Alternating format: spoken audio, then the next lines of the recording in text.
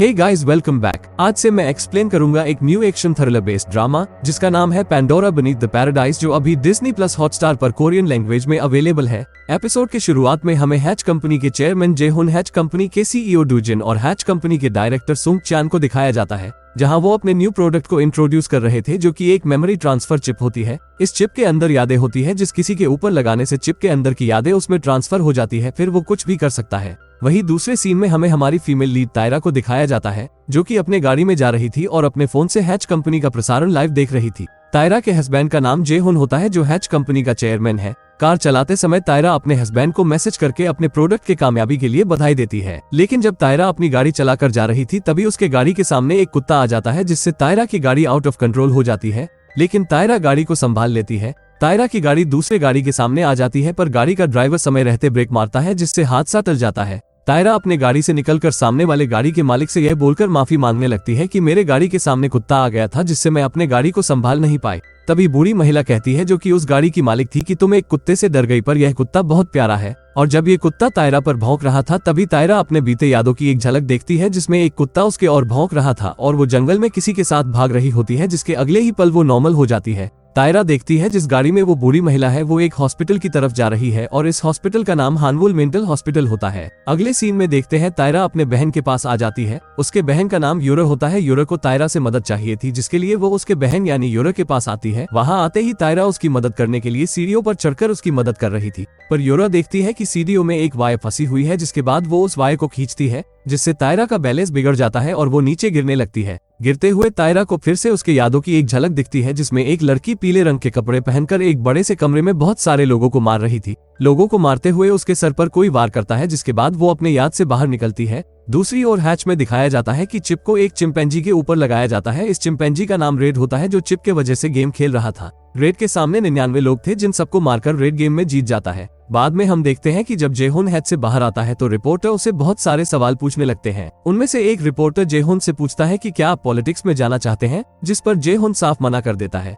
अगले सीन में हम देखते हैं सुंग चान रेड को उसके रूम में लाता है, जहां वो सबसे ज्यादा रेड के साथ समय बिताया करता था।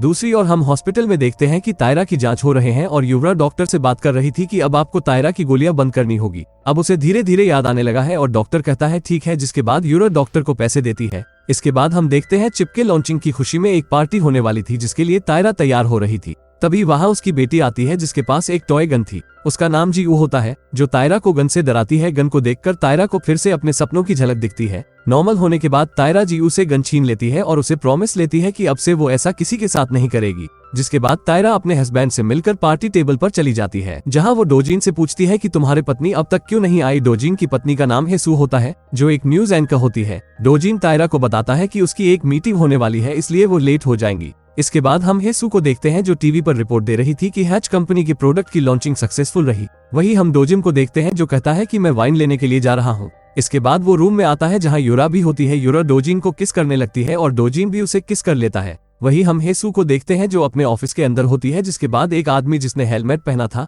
वो वॉचमैन को एक पार्सल देता है और उसे कहता है कि यह पार्सल मिस हेसू का है, प्लीज आप उन तक है पहुंचा दीजिए। बाद में वॉचमैन वो पार्सल हेसू को देता है। हेसू वॉचमैन से पूछती है कि यह पार्सल किसने दिया। वॉचमैन कहता है कि यह पार्सल एक्सप्रेस डिलीवरी से आया है और उस आदमी ने भी अपने सर पर हेलमेट पहना था, जिसकी वजह से मैं उसका चेहरा नहीं देख पाया। इसके बाद हेसू उस पार्सल को खोलती है, जो कि एक गिफ्ट था। उसमें एक लड़की का फोटो होता है, जो कि एक कैदी होती है, जिसका नंबर 50 होता है और फोटो के पीछे लिखा था कि इस लड़की ने ही तुम्हारे पिता की जान ली है। दरअसल हेसू के पिता की बहुत पहले मौत हो चुकी है, जब वो राष्ट्रपति के शपथ समारोह में थे तब। फिर हेसू पार्टी में आती है, जहां वो सबसे पहले तायरा से मिलती है। तायरा उसे पूछती है कि तुम्हारी तो मीटिंग थी ना, तो हेसू कहती है कि वो कैंसिल हो चुकी है। बाद में तायरा कहती है कि तुम्हारा हस्बैंड वाइन लेने के लिए अंदर गया है और अभी तक बाहर नहीं आया, तुम वहां जाकर उससे मिलाओ। फिर हेसू अपने हस्बैंड से मिलने के लिए रूम में चली जाती है, जहां यूरा थी। हेसू देखती है कि वाइन की बोतल के टुकड़े चारों ओर बिखरे हैं। जिसके बाद वो डोजिन को आवाज देते हुए बेडरूम में पहुंचती है, जहां उसे बाथरूम से पानी की आवाज आती है। तो वो पूछती है कि क्या तुम अंदर हो। डोजिन यूरो के साथ अंदर होता है। वो यूरो से कहता है जैसे ही तुम्हें मौका मिलता है तुम चुपके से निकल जाना। इसके बाद डोजिन बाथरूम से बाहर आता है और हेसू से पूछता है कि तुम्हारे मीटिंग का क्या हुआ, मुझे लगा कि तुम देर से आओगी। हेसू कहती है कि मेरी मीटिंग कैंसिल हो गई है। इसी बीच यूरो को दिखाया जाता है, जो अपनी इयररिंग जानबूझकर बाथरूम में छोड़ देती है और बाहर आ जाती है।